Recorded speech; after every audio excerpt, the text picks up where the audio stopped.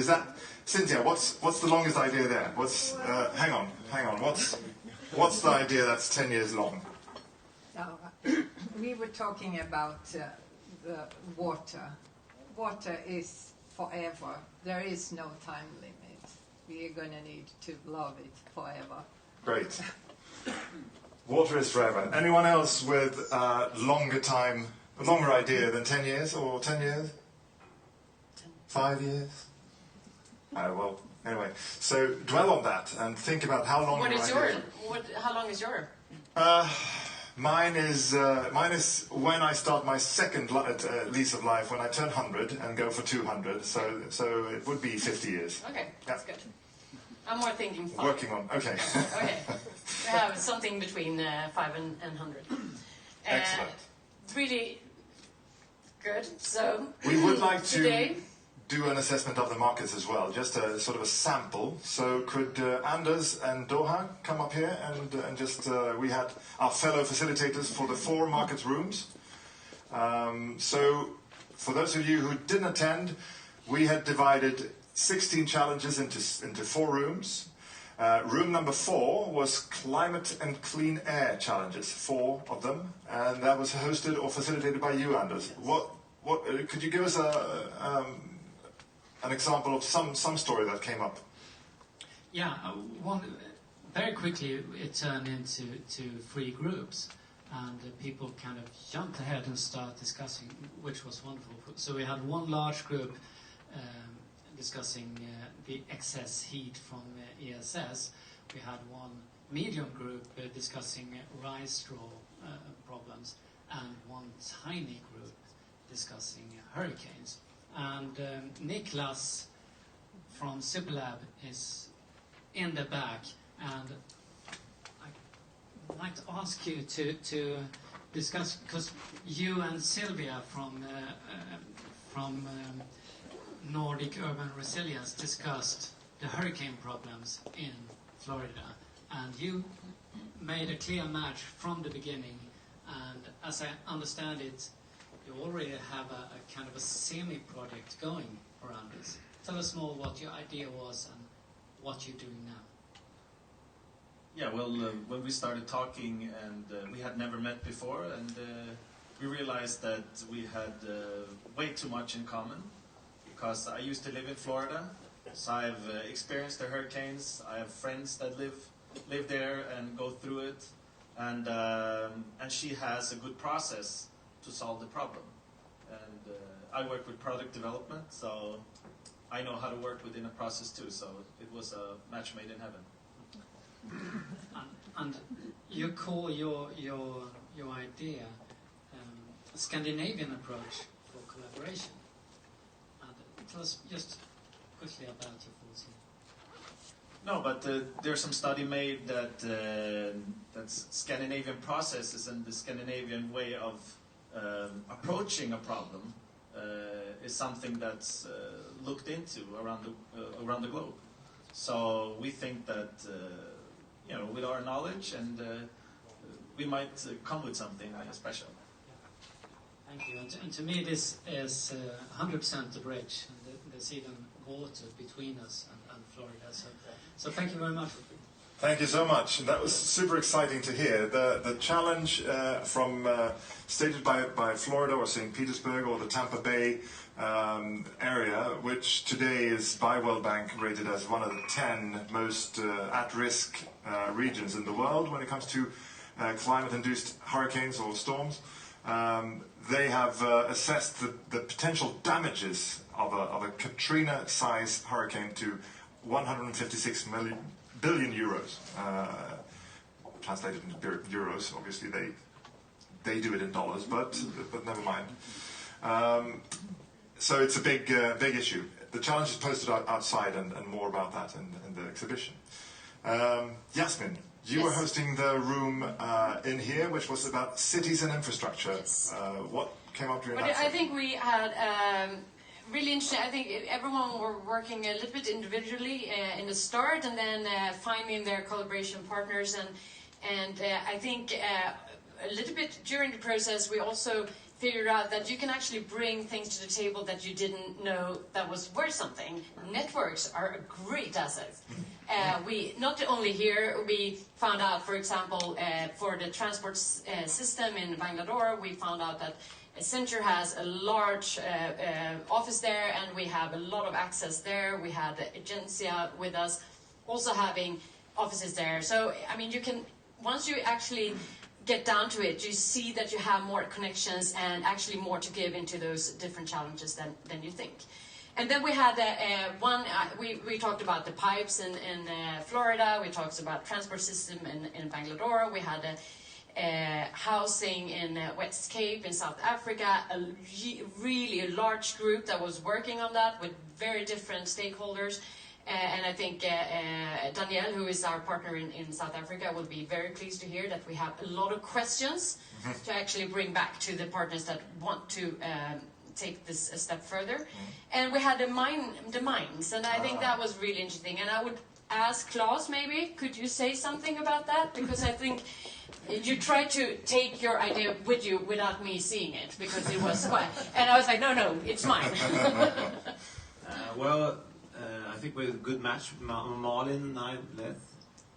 She was already working with the usage of mines. I mean, modern buildings and stuff on top when you close it down. But Alfa Laval is working with cleaning up mines already. So I think that was a good match. Fantastic. And 6,000 of them hold them. Sounds like a business. So the challenge for those of you who haven't seen or don't understand that is that Western Cape, or actually South Africa in total has 6,000 mines that are closed or non-operational, that needs to be closed down because they pose an environmental risk. Sometimes turns into sinkholes and so forth. And obviously Alfa Laval is a stakeholder in that. Yep. Really, really exciting to hear that connection. So we have soon an answer to that. Fantastic. And then Doha, you were facilitating the room of health and food. What came up there? What ideas or stories? Yeah, in my room there was directly 4 groups, and one talking about water, one talking about elder care and the value of life even when you're older. And I want to bring up 2 actually people that came up, I think, with very interesting things. One of them is health heroes, who Björn Svensson. Here we are. Can you come here? Yes. You brought the youth as well. Yes. In the picture of helping kidney sickness. Can you tell me about it? The problem was that you have an elderly population and you have kidney failure, and it's very expensive for regions going to treat if you don't find it in time. So we talked a lot about different solutions in identifying who needs this help and so forth. And one of the things we came up with was the idea that if you involve schools, and you go back to the old idea of the school being this central place in the village, then you can involve younger children. And very often when we in these situations talk about education and students, we tend to think about the older students, the ones in university. And you can actually go down in the ages, and everyone in here realizes that kids between 10 and 12 years old, what difference they can make in, for instance, making you stop smoking as in the 80s. So what we came up with was, and I think this would be quite a cheap way to invest in, is that if the schools were provided with, for instance, maybe 10 or 20 blood pressure measures, which if you have high blood pressure, that increases when you're getting older, then your kidney functions go down.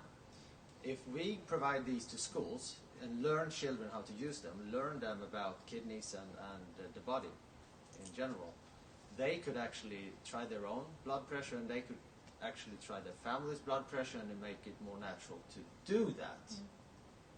So I think that children and children can be great influencers, and I think that if you start thinking about it, realize the potential in younger children. So, and there are many, a lot of people, companies try to work with school, and there is a variety of things you try to do. And I think that if you start with talking to teachers and the students, how do we do this the best way to make these collaborations be sustainable, to have duration, we will come much further. And for instance, I'm here, and is there anyone else here who is a teacher? And I'm talking not university teacher, but there's not a teacher. And as I said, not a university teacher, the hand went down. So I'm the only teacher here, and I would love for school to be a stakeholder. So I try to be at these places representing schools, as you've noticed when you talk to me. And I'm very happy to be here. And it's the third Bridge Summit. It's the first time I've been able to be here. And I've asked you to allow me to say, the reason I can be here now is actually that my colleagues do my work for me for 2 days, unpaid. So they're working double, many of them, because I'm here. So I would like to come back with something for my school, the kids in school, Yes. and so on. So what I'm saying is, I have this with me. Please, they have what we in Sweden call prao, and what we remember as pryo, which is internship. For 1 week, in the end of March, and these are 15-year-olds, these are brilliant 15-year-olds from Svaneskolan in Lund, and they need somewhere to do their internship. So, and they're working on it, they're calling all these companies and trying to, but we don't know on Monday how many of them will have found a good place and how many of them can we redirect if we want to. So, if you have a business card and you would be able to handle a 15-year-old for a week, I do it all year and it's great. And these are actually great students. And I will be your guardian when it comes to calling you, so don't worry. So please give me your business card. It would be wonderful to show that all these companies are interested in making school stakeholder. Thank you.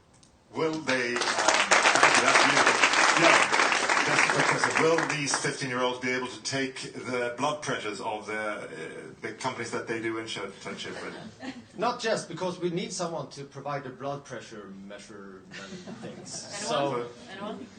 Anyone? Anyone? How many are they?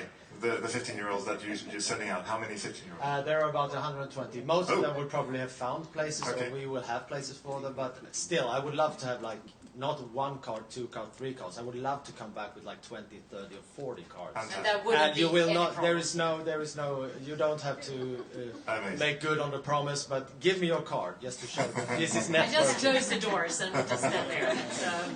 Fantastic. I really love that idea. Anything else with the health and food? Yes, it was the owner, Claes Kolberg, that had a talk before, and I'm interested if he got something of it. Quick. Yeah, very quick. Do you have any comments, Claes? Come up here and take the mic, please. Charlotte as well. Yeah. Okay. Please. Just some Yeah, quick a notes on quick what you came notes. up with on your challenge. Yeah, I can summarize and then Claes can say if I found it useful or not. I think the group was quite interesting mix of people. We had some people coming from commercial aspects of already dealing with food, which was kind of the topic, taking cement or the byproduct of sustainable cement production and turning it into food. So we had some people elaborate on that from Food Hills Bengt, and then there was a bunch of us that had no clue about this, but we were kind of interested in the topic, and we exchanged ideas on what if it's an unknown potential in this byproduct that we don't even know what it is, and if we could put designers and other people on this, then we could, and researchers, we could come up with some new uses. And then out of nowhere, Selma Marik from Max Lab showed up and announced that she had the ability to split some of the components of this great byproduct. And that made it even more interesting. So what she needed was material, and now it seems that in September you will have material. So I thought it was a super opportunity, not even being a researcher in that field, coming more from design. And I work on the design program in Lund, and I saw that this is the type of project that we could work on from different aspects of getting people to promote this type of byproduct, because it's also healthy. What could you do with it? What happens if you split it into oil? What could you use that for, and so forth. That's, maybe there's things to be discovered. So I think that's where we kind of ended up, people exchanging ideas. And I just want to say something to Yasmin. I've been kind of critical about how much this would generate. I thought, oh, now we'll get a topic and nothing will happen. But I must say I was actually quite positive in the sense that I don't know if you recruited some of the people to come to the group, but it was like accidentally, like how could that be your field of expertise? And what are you doing here? Who found you? That's what we do. Which I thought was quite promising. So I at least thought it was very exciting. Fantastic. Thank you so much for that.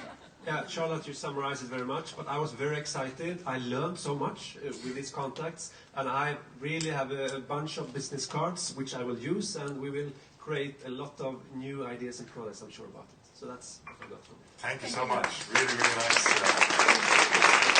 This is really, I mean, it's so exciting just to hear other rooms. I mean, you were stuck with one room and you don't know everything that's gone on. I think we have a lot of really interesting days ahead. We do have.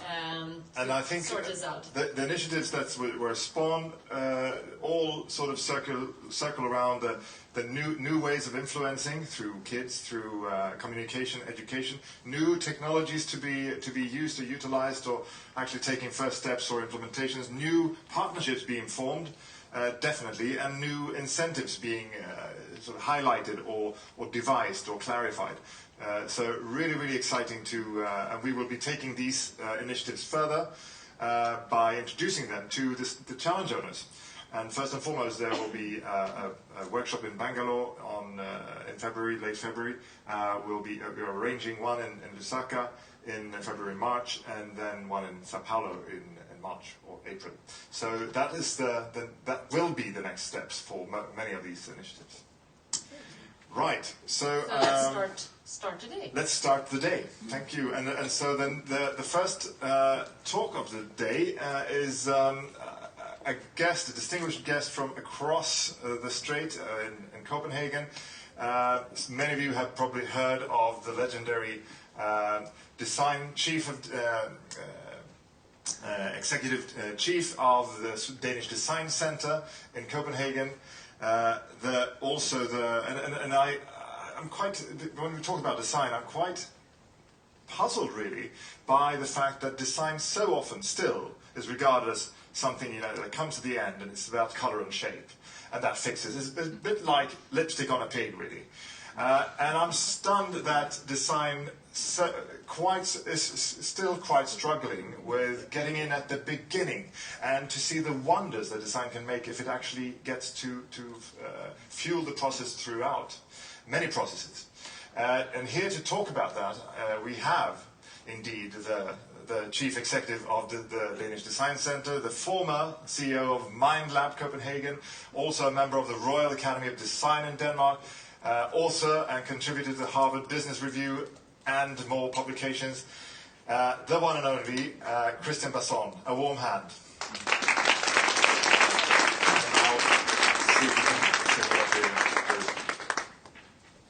Thanks. That's almost too much. Can only go downhill from here. And also, given that listening to the really exciting ideas and concepts and collaborations coming out of the sessions yesterday, to me it really shows the power of co-design or collaborative design or co-creation or whatever you want to call it. But when people get together in a process and get a few simple tools to work with and some real-world problems to work on, interesting things happen.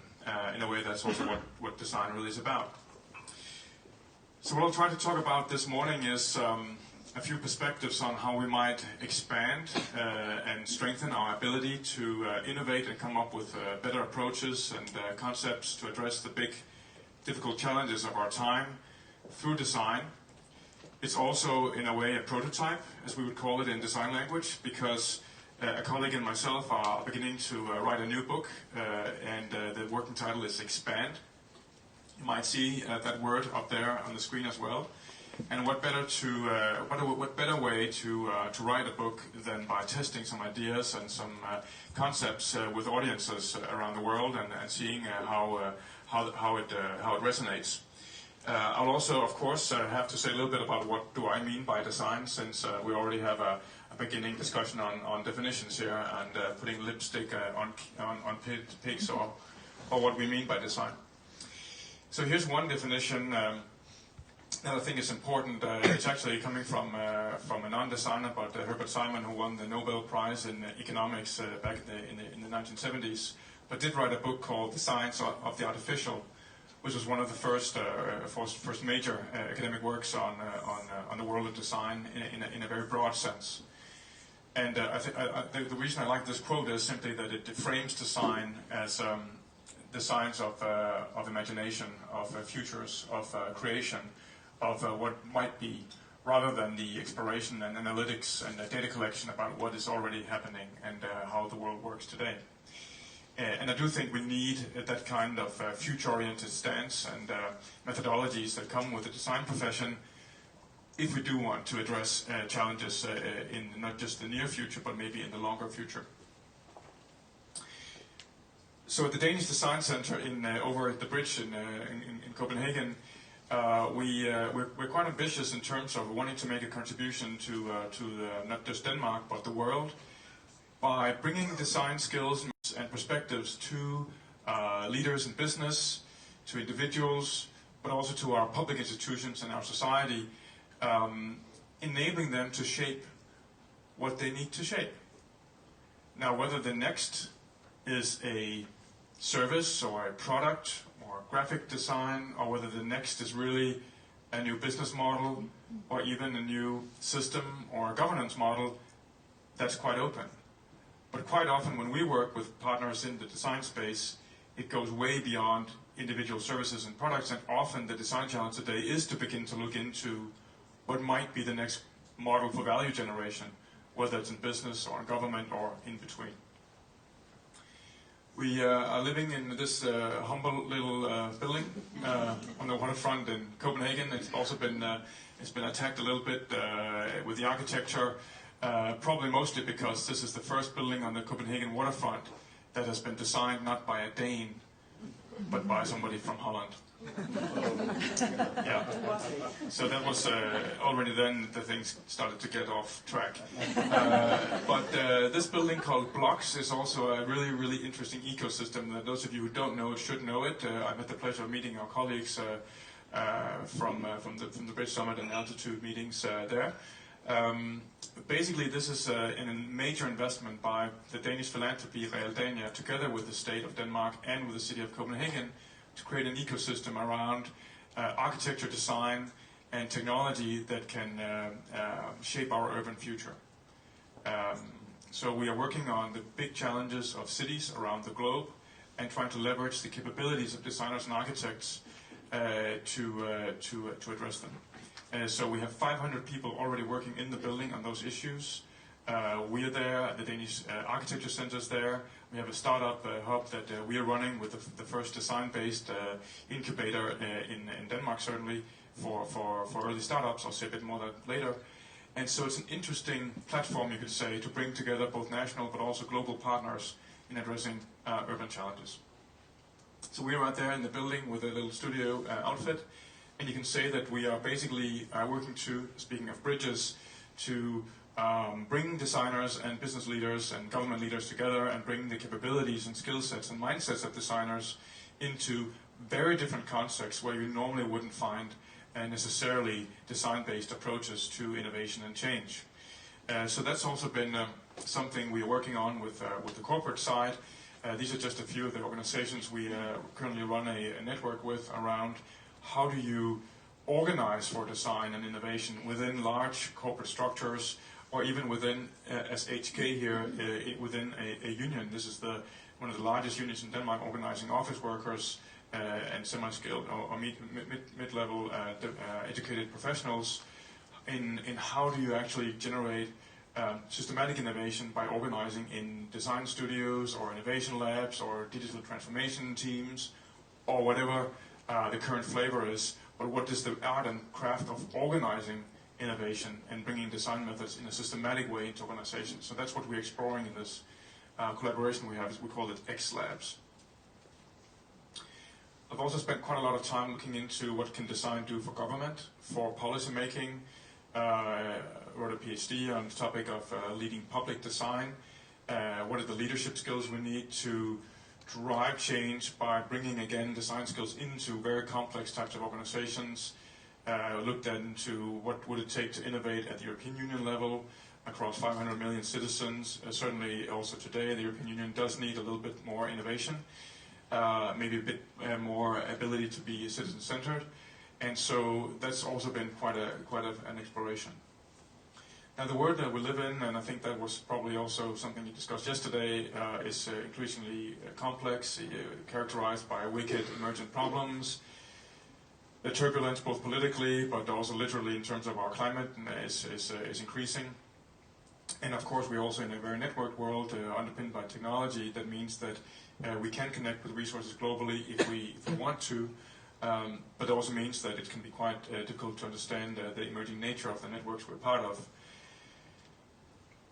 No matter what, I would say that it seems that things are only going in one direction. The world is becoming and needs to become more open and collaborative. We need to find open models for how we do business. We see major shifts, and I'll also get back to that, in opening up business models. Yesterday I spoke with a senior executive from a small American company called Microsoft, and they say, well, actually, every software developer in our company must spend at least 15% of their time on open source software, which makes us, by the way, the biggest open software developer in the world. And I didn't know that, and I think that's just an interesting sign. We also saw the acquisition of Red Hat by IBM not long ago, so that was the biggest software acquisition ever, which was also an open source software company acquired at double-digit billion-dollar figures. Sustainability, I'll get back to that certainly, because that seems to be the fundamental and most pressing challenge we do have on the planet today. And how do we work with sustainable approaches and solutions, maybe more systematically, and what are the ways forward there? And then digital, I think that goes without saying. In Denmark, the Danish government has embraced digital across everything it does. You could say that's a little bit late, but it turns out that in many ways digital has become like the flip side of the globalization discussion. Sometimes the solution, but sometimes also the challenge. But no doubt that the digital world is here to stay. To us, the Sustainable Development Goals are, by the way, powerful graphic design. I'm not sure we would even talk about the SDGs the way we do today if we hadn't had the powerful graphics and the clear icons and sort of the recognition power we have with SDGs today. At the Danish Design Centre, we mostly work on these 11, is of course obvious given the city focus. We work a lot on healthcare, on the future of health. We actually work on a program speaking of how long your ideas are for 2050 and the future of health through different scenarios. Of course, we're also very much focused on innovation and business development and infrastructure in that sense. And I do think that in many ways, the power of design is to be a driver for collaboration and for partnerships. And I do also think that it's obvious that we can only address these ambitious 2030 goals if we do that in collaboration across sectors, public and private, but of course also civic sectors. And our ability to work across those domains, which are characterized by quite different cultures and values, is often very difficult. And I find that one of the most fascinating challenges we actually have is to bridge those gaps and find ways to understand value creation in a more holistic way across public and private. In terms of value creation, there was a really interesting study out last week. I don't know if you saw it, but there was a study by Deloitte, the consultancies, which the study came out right for Davos and the World Economic Forum meeting, that more than 30% of executives, of top leaders in business, are now saying that contributing to society is more important than profits, which is to me quite surprising. So secondarily is profits, and secondarily is employee satisfaction and development, of course also really important, but that so many leaders are now saying we need to make a contribution to society is really significant.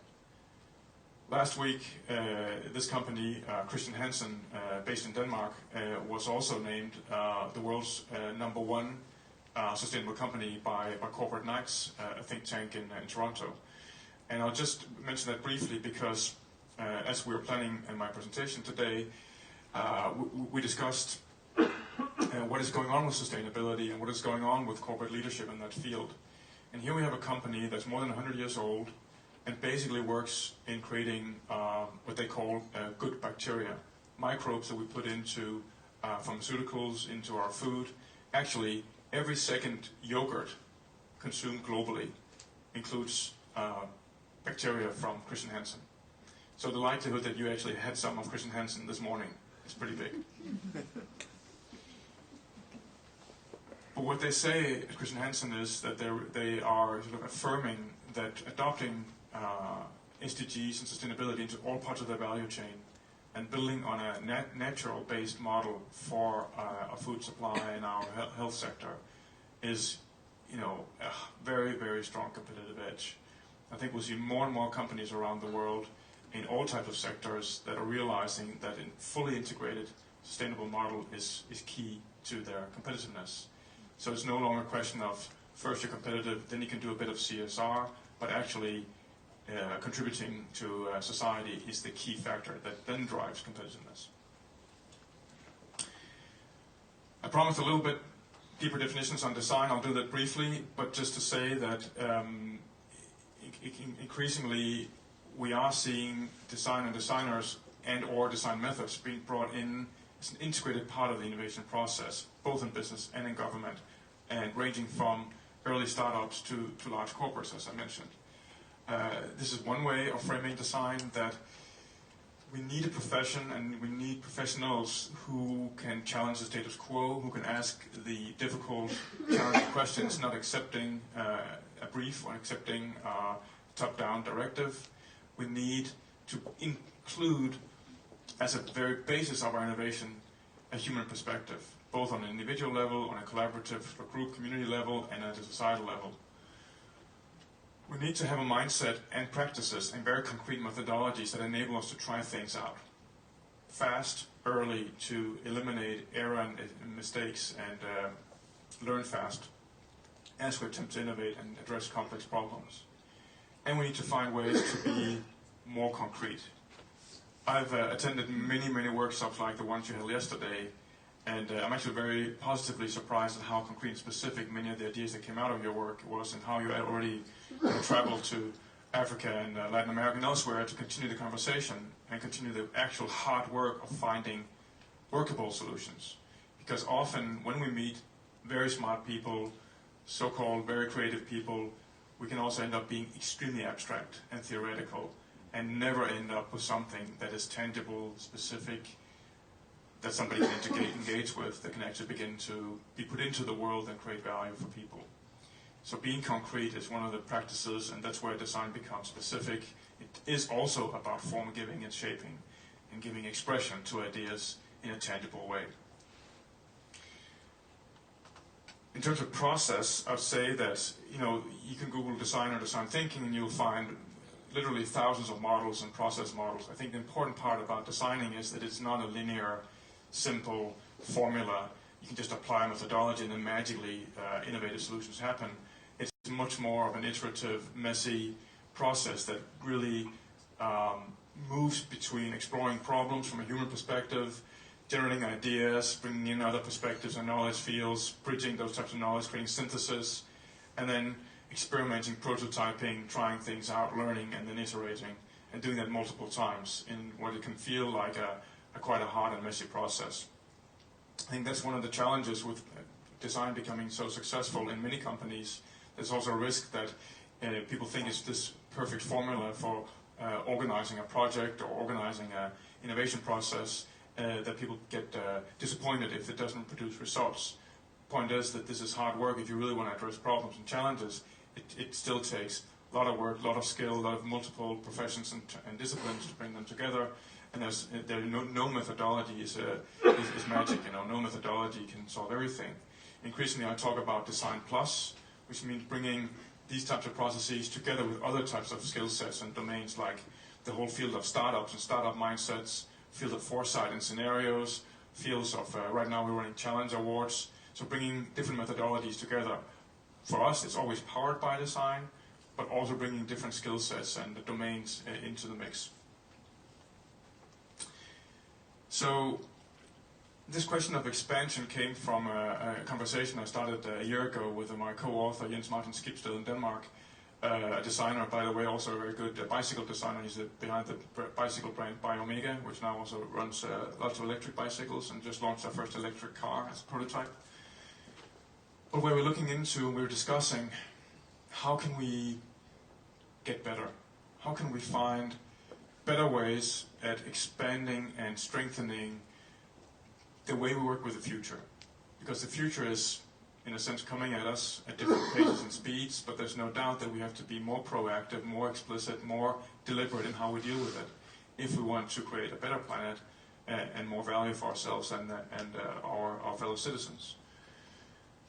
And we also discussed that there is this tendency right now, you could call it a technological lock-in, where the vision of the future in terms of technology that we're presented with is largely put to us from the Bay Area in America.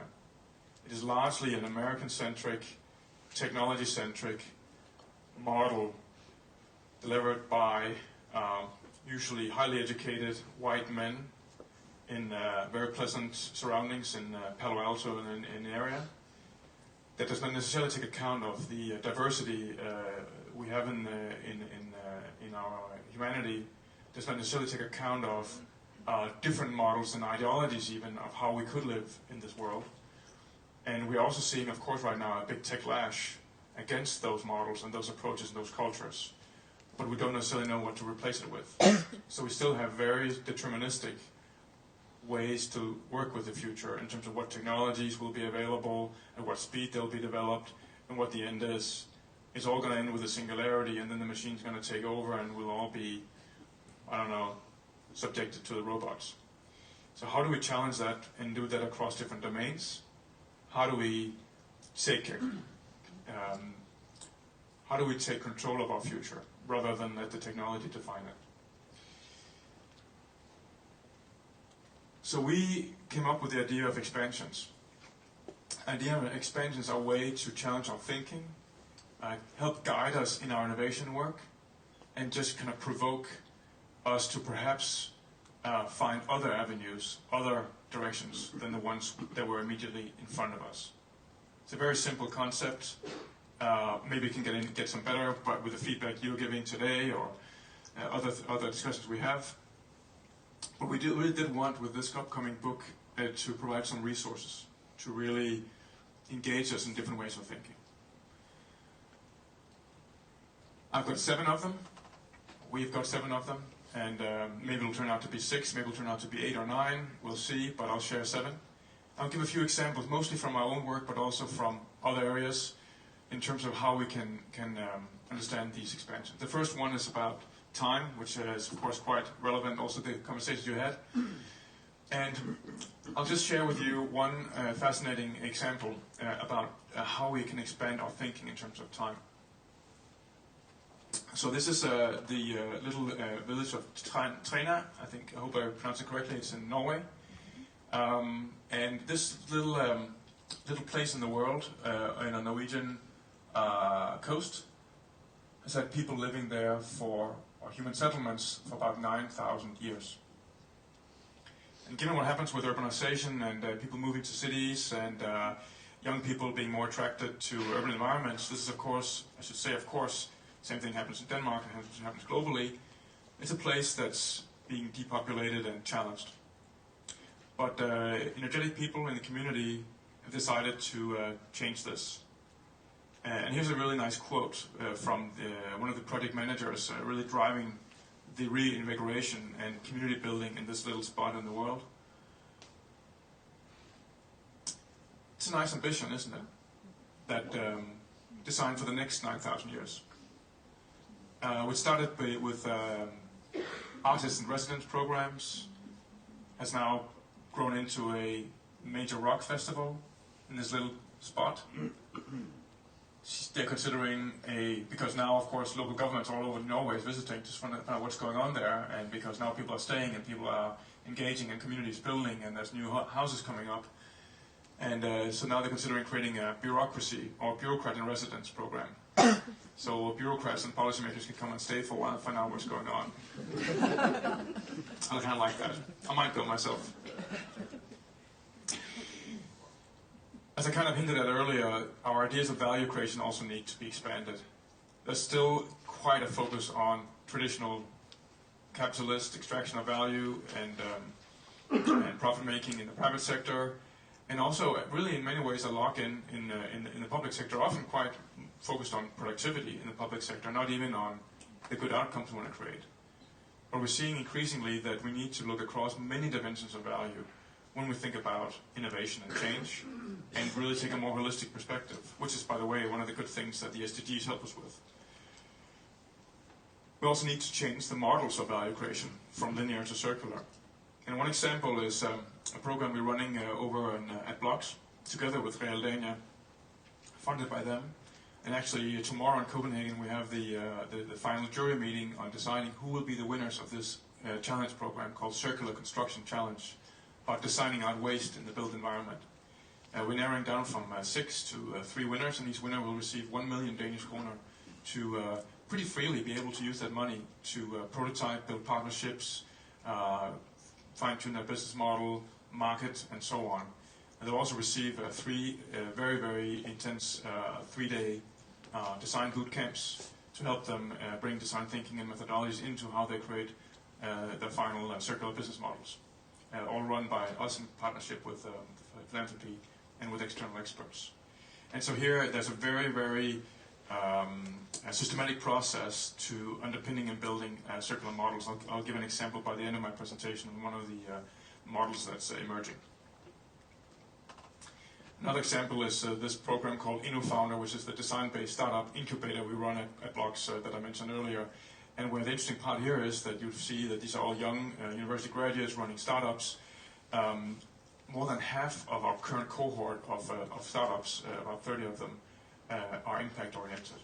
So they are primarily, they're driven by societal impact across different areas, rather than primarily by profits. So I think that just goes to show that we have a generation of entrepreneurs and startups that have quite a broader view on value creation and take an impact approach. On organizing design and innovation, I mentioned it earlier, and I think we're seeing an expansion, or we should see an expansion across where we place design skills and thinking and methodologies, from the very top of the boardrooms to the shop floor, bringing the capabilities and the empowerment design can bring to all those levels. Now, it may be that a lot of people still think about design as purely aesthetic, but certainly some companies are finding out that it might be worthwhile investing in as a strategic resource. McKinsey & Company has also bought up a Swedish design studio, Veride, bought up multiple American studios, and is generally beginning to brand itself also as a design-led company, including with a brand called McKinsey Design, believe it or not.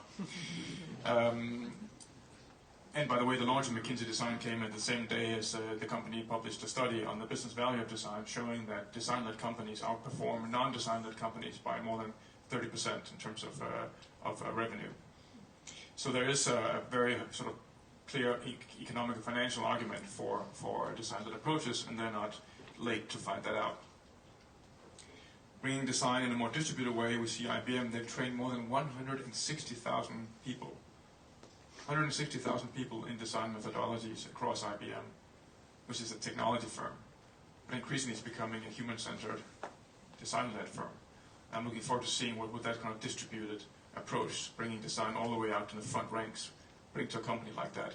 Phil Gilbert here is the head of the design practice, and he spoke at Copenhagen at the Danish Design Centre last year on the approach. And it is clear that they're bringing design in as a very, very strategic resource at the heart of the company. So back to this question of X Labs, that I think what we're seeing is, as we see the expansion of design into all areas of a company, we also see the need to sort of bring together environments that organize innovation and design. And we can call that many things. We call it X Labs. I think that maybe the next step is how do we bring those corporate innovation teams not just into the big ones, but also into small and medium-sized enterprises, which are characterized by, in many ways, the corporate landscape in Scandinavia and in Europe. So how do we bring in these capabilities into small units, or maybe in collaborative units across companies in SMEs? materiality is changing.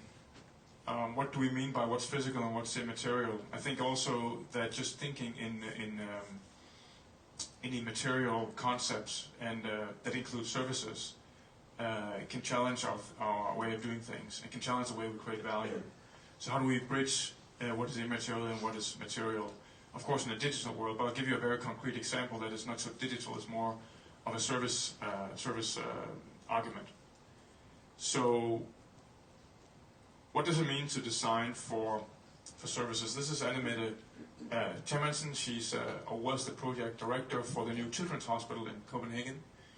And when they started the process of designing the next children's hospital, she insisted, of course as she should, to bring in parents, bring in doctors, bring in nurses, bring in experts, but of course also bring in the children in the collaborative process of understanding how would we design the next children's hospital.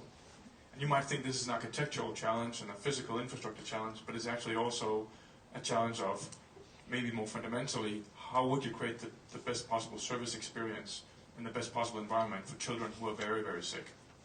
And one example is a little girl that they had included in the project and understood and involved, who had been through about 20 operations for cancer at the age of 7. And the girl insisted for every operation to wear a princess dress, even though that's maybe not the most practical thing to wear when you're getting ready for surgery.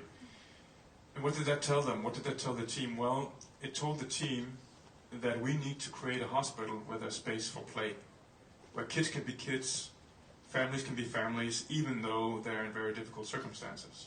And we can make life natural and even playful and fun for them.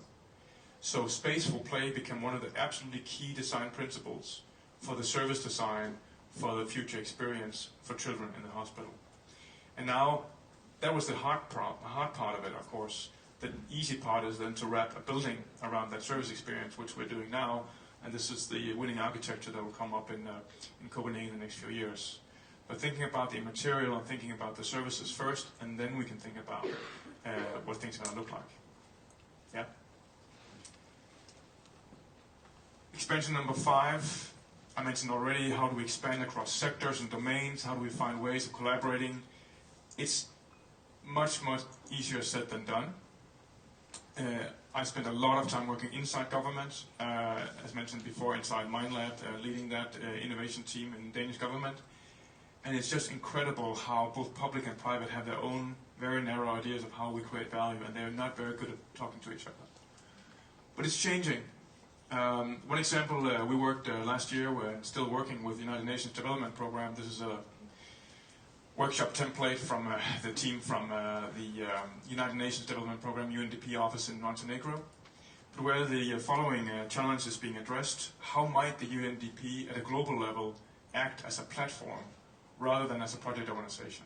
How would the UNDP work to reach the Global Sustainable Development Goals by being creating arenas for collaboration across business, government and the civil sector, and even across different UN agencies and coordinating with them in a much more structured way.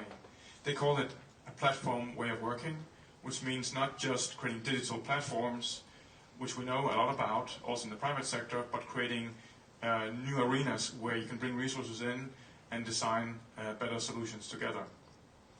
So that's a major shift happening in the UN system, and it's actually a mandate from the General Assembly, so this is something that's not just something they like to do, it's something they must do.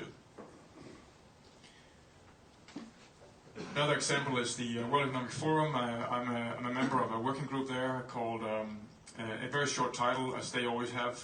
It's the Global Futures Council on Agile Governance.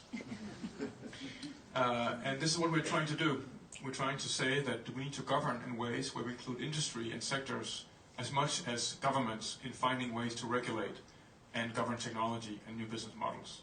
As the new technologies drive new business models, we have all kinds of ethical, security and privacy issues coming up. And how do we have a much, much more adaptive, fast way of responding that makes sense to people, makes sense to societies, that both opens up spaces for innovation, but also reduces the risks that are associated with it. So that's the idea of agility and governance. I think the main insight from World Economic Forum, which also characterizes the way the organization works, is to bring in both business and government to have that conversation. Last week, our group presented this in Davos, and now we're kind of working on trying to test and try out a toolkit around agile governance. I've promised to test it in Denmark. We'll see how that turns out, but we're going to try to find some guinea pigs. Maybe give me your business cards as well if you want to be subjected to agile governance and try that out. Proximity, how we think about what's close and what's far away, I think is also changing. Very brief example on what some examples on what do we mean by that. But of course, in a globalized network world, a digital world, we can work in different ways about close and the far. So one example is a new distributed business model. This is Open Desk in the UK that basically puts, speaking of collaborative and open, puts its designs into the cloud. And anyone can adapt and change their open designs, download them and have them laser cut and manufactured locally through Fab Labs, for example. We work with them both as partners, and also we have some of our furniture from Open Desk, and it's amazing how you can work flexibly on those designs, and there's a whole new type of business model there. In many ways, I think paving the way for the furniture company of the future. We've also worked in Denmark with about 10 companies creating Remodel, which is a depository for distributed innovation. So again, how do you think about opening up your innovation processes, essentially crowdsourcing ideas from all over the world and opening up your intellectual property, something that can be quite challenging for manufacturing companies that we work with, but now there's a toolkit out there and you can also explore that. This is a nice little landscape in the community of Faaborg Midtfyn in Denmark. Very known for its the beautiful colors around the year, but also a place where, speaking of Trane in Norway, a place where people move away. So a very close, localized problem in a little part of Denmark where kids are moving to the cities, and this local government is struggling to find new ways of creating more mobility, easier ways to get around. And speaking of local and global, or proximity, we were able to bring in World Economic Forum leaders at a session. So we got this global organization working with this little local government in finding new ways to create better mobility, future mobility. In a sense, you can say that even if you're a local government in a region in Denmark, you can actually connect with a global organization like WEF to connect to experts from around the world. These are some of the people we're moderating a conference, people from the Global Cities Council. How can we bring city experts to really address a localized challenge? And the local government simply pitched its challenge to WEF. And then all these experts came up with the ideas and the connections of how they could help them. So bringing the local and global together. Finally, last, 7th expansion, the living and the dead, a little bit of a dramatic title. But the ways we think about life and death is changing. I had some very fascinating conversations at my last future dinner about how long will we live and what are the implications of that. And in itself, I think, will challenge our conceptions. I think as we are beginning to replace the human body with all kinds of 3D printed parts, medicine and pharmaceuticals that can enhance our minds, we're beginning to question, to what extent are we human, to what extent are we maybe machines, to what extent are we putting dead things into our bodies. But we can also bring life into new areas which we may have not thought about. So last example is this, which is fungi. It's basically a big mushroom. This is one of the 6 finalists in our Circular Construction Challenge, building circular business models around using fungi as building material. By the way, it's also fireproof, and now this company on the startup, but based at the Technological University in Denmark, is experimenting together with partners around the world to find ways in which you can simply grow living organisms into building materials. So now we heard about building materials, cement getting into food. Now this is the opposite, bringing living materials into building. There you go, circle to square. I believe very strongly that a design attitude is a way of thinking about the world. It's an approach to collaboration and problem solving that is ultimately about trying to leave the world in a better place than we found it. That is a leadership practice. It's also a practice and a mindset we all of us need in our daily lives to bring that attitude to any opportunity we have to make things better. Thanks for listening.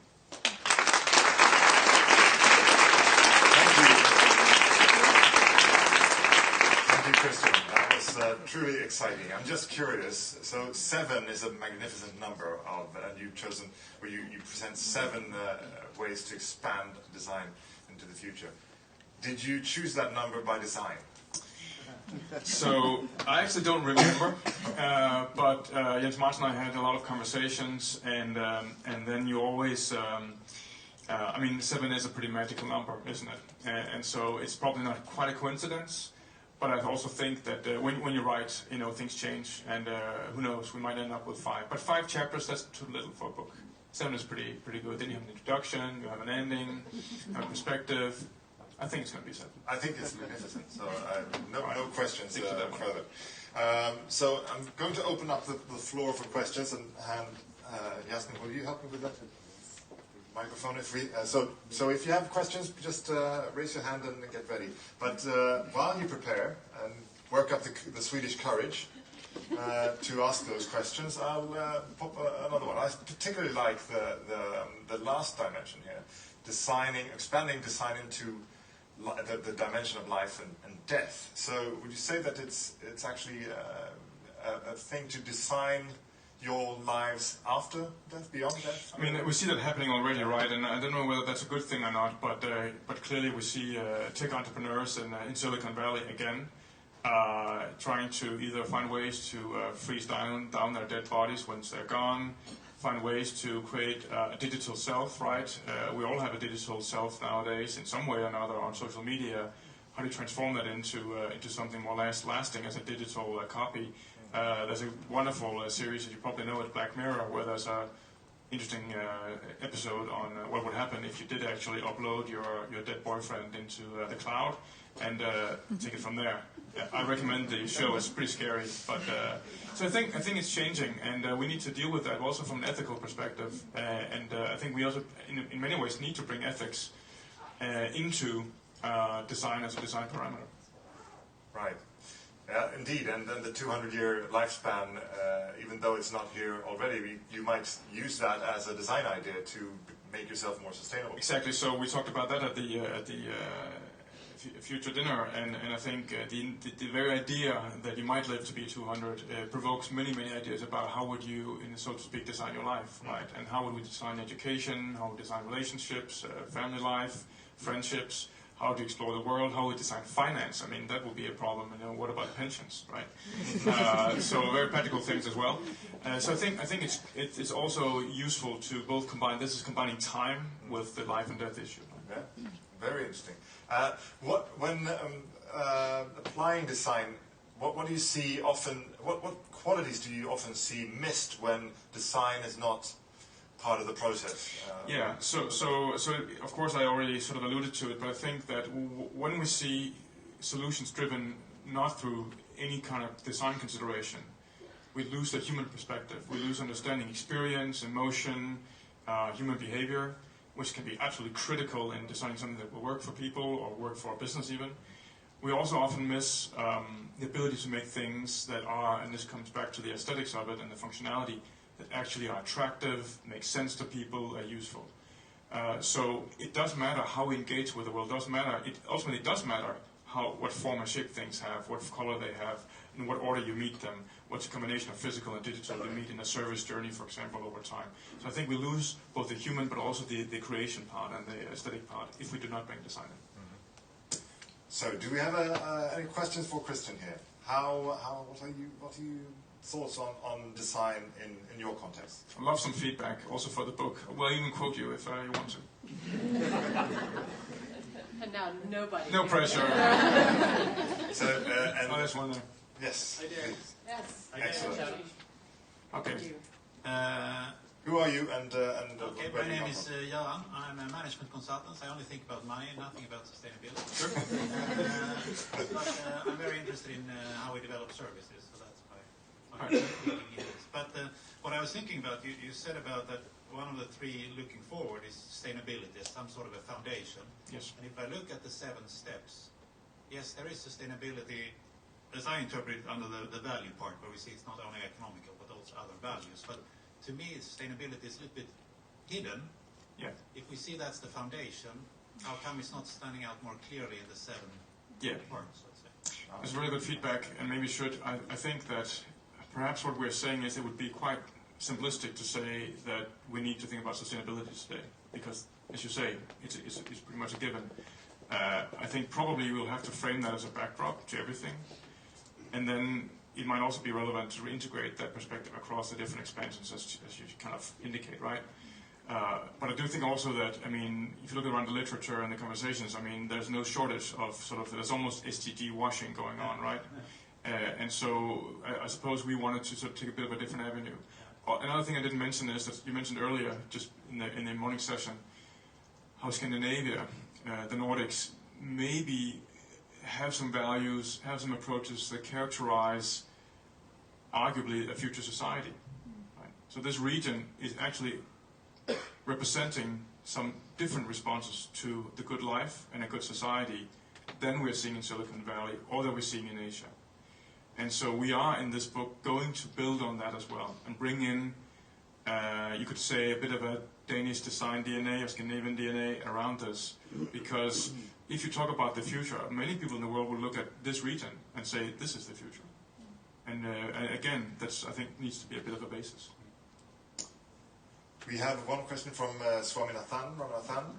Please just position yourself in the world. That's a tough one. I'm Swami. I run a program called Future Urbanisms in Uppsala University. And please closer to it. Yeah, and we deal with design thinking and platform thinking. And one of the key questions that we keep always running against is that what's the right balance between design and over-design, and especially when you start using design thinking and platform thinking for reimagining urban spaces, what happens to spontaneity? Yeah. Then are we designing, redesigning, over-designing spontaneity itself? So. Yeah. No, really good point. I think in some ways the platform idea is, of course, to create arenas where people can then find their ways of collaborating, but you can also create very sort of strict and narrow platforms, or even thinking about physical space, right, that narrow and guide behavior.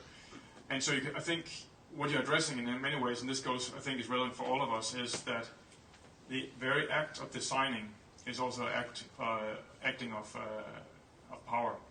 It's also a power game, right? How do we design relationships? Who wins, who loses? Who do we support? Who don't we support? What behavior do we want to promote? What behaviors don't we want to promote? If you look around society, I mean, my perspective is basically that our societies are designed. In the Nordics, pretty well designed, but designed also for certain outcomes. That's the power of design, but there's also the fallacy. And most designers, and this is pointing inwards, do not have any concept of power, of interest, of organizational power, or they try to ignore it, which is, I think, one of the biggest challenges for the profession. Great, so we have one more question here. Yeah, I follow up with this power thing, because... who are you and where do you come from? My name is Patrick, and I'm working as a developer and business leader. I follow up with this power thing because I think it's really interesting. We have more and more professionals making professional leaders or professional deciding the design, and then we have actually people that are doing the work that they are just following others' designs. So we are creating a hierarchy. Mm-hmm. Is there a good way of making design more distributed, more democratic, maybe? Yeah, I think there are ways of doing that, and there's also a trend around it. I mean, for example, Ecce Mancini wrote a nice book called, When Everybody Designs. And so there is a conversation about the democratization of design, both in terms of, as I said before, bringing it to many more people, so the empowerment part of it. But I think there's also the need to be reflective around it, right? So one part of the democratization of design is bringing skills and tools and methodologies out there. In that way, that's been what design thinking has done, for better and for worse. But I think there's also a need to be design critical, right? And critique in good design practices is an integrated part, but we tend to forget that. So design becomes this magic wand you can wave, flash your post-it notes, nice creative collaboration, and you forget about the deeper layers we need to bring in as well. Power, as I said before, ethics, trust, responsibility, and accountability, and so on. So maybe we need to bring in critique. I mean, my own background originally was in political science, and where power is all it's about, right? And then I've, ventured into the design field and studied that as well. But I do think we need to bridge those. And I don't think there's any profession in the world that can kind of save us. But I do think that design is a very, very useful prism to look through and leverage that skill set. One more question here. Who are you and where do you come from? I'm Martin Kamp. I'm independent, and I am working in the ad and design industry. I have a question regarding, since in my reality and my background, I'm used to have limited budgets, which is because that ends up with have a short time to develop things. So I find that it requires that creativity and discipline goes really, really close together. What is your approach? Since now we have, if we approach this with in a holistic way, in a more collaborative way, how is your approach to discipline? Again, I think, I mentioned before the thousands of process models and not least, the idea models and Stanford models and so on around design as design thinking on a formula, right? So you could say that there's been a drive the last 10, 15 years to make design into a very structured, sort of almost paint by numbers process. And I try to argue that, it's not the way it is. Creativity and real good innovation is messy, it's tough, it's difficult, it's painful, it's challenging in many ways, it disrupts and it changes the power relations as well. So I think what we need to find is the balance, right, between the discipline and structure that we have been given, and there are methodologies and there are approaches. In my experience, again, for 8 years leading MindLab, which was a design studio essentially, we could see that we could get to something. I mean, we knew if we deployed a human-centered design approach, we could pretty much always get to something interesting with our partners across government. Doesn't mean they'll implement it, doesn't mean it'll ultimately scale, but we could get to something interesting. So that's the discipline of it. But then you get to the messiness of power relations, leadership, which is very, very important, organizational capabilities, timing, politics. And so I think there's a question of maybe not just creativity versus discipline, but also of process or discipline versus all kinds of contextual circumstances that we need to be much, much smarter at understanding and navigating. It's not a full answer, but I mean, that's my best one right now. Okay.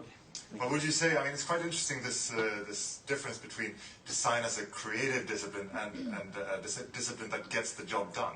So that's the tension, right? So we have, design as creativity or finding opportunities and innovation, almost to the borderline of the arts, right? And then we have this design as problem solving and as, addressing of even, reducing it to fixing problems, almost like designers as engineers. And that's the tension in a way in the design space. And good designers, I suppose, are just aware of it, the tension, and can work between that, and also work again back to sort of work in different contexts. And keep the two objectives alive.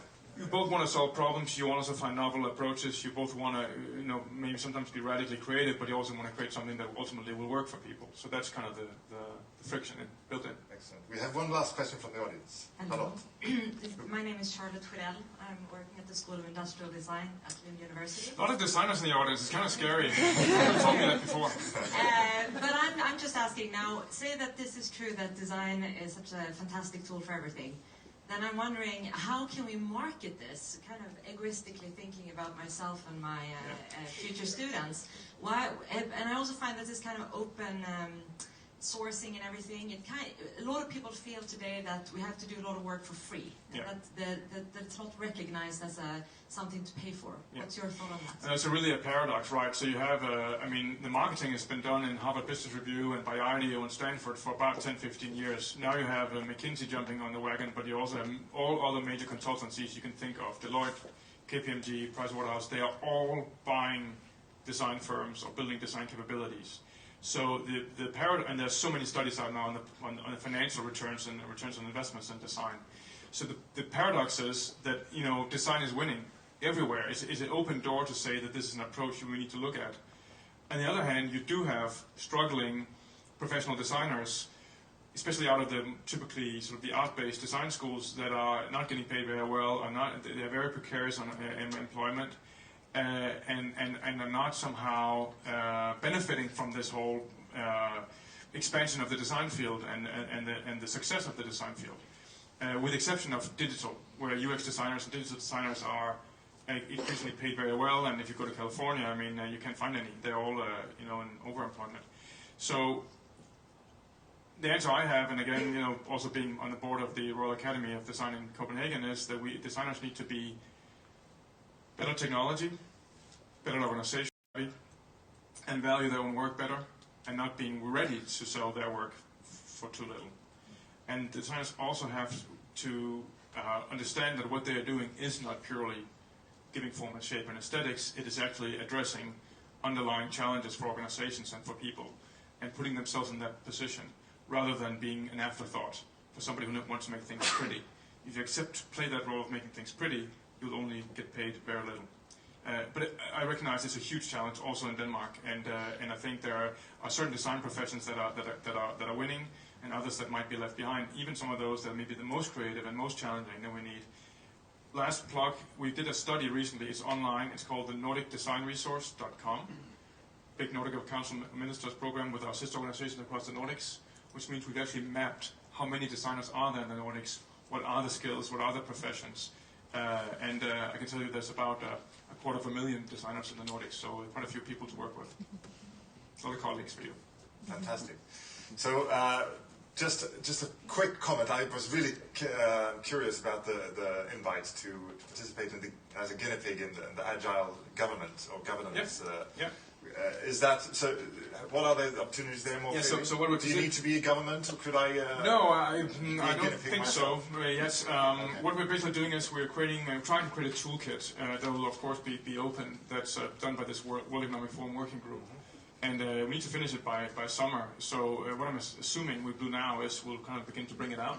So just get in touch with me if you're interested in learning more and giving feedback to it. It's on the one hand, speaking of quite abstract concept, agile governance in the fourth industrial revolution. On the other side, it's very practical about how do we deal with new technologies and business models, both in industry and government. And it's critically important. So let me know and we'll find out. We'll hopefully find some guinea pigs in the audience today. Thank you very much, Christian, for sharing these thoughts and expanding the future for us. This is really cool that we have bought a solar power plant for an Indian family. Oh, wow. We sponsored the child fund. So that's our humble thank you for Thank you so much. Thank you again. Thanks. So now we are off actually for 10 minutes. Power mingle, just to get you up and get you going. We've got coffee and some boosters in the back. You've got, please sit, I'll tell you go when to go. We've got an exercise for you, and it's quite simple, because this is what the Bridge Forum and the Bridge Method is very much about, to find out other stakeholders' incentives.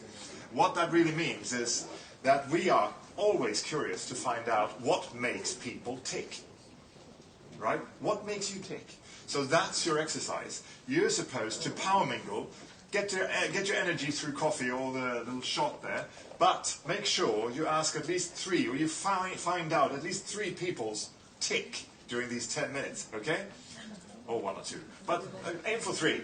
Learn 3 people's tick during this power mingle. That's your exercise. See you back here at 11 o'clock. And we stay in the room, by the way, because, or if we don't want to go to the restrooms, but keep it in the room. We'll give you business card too.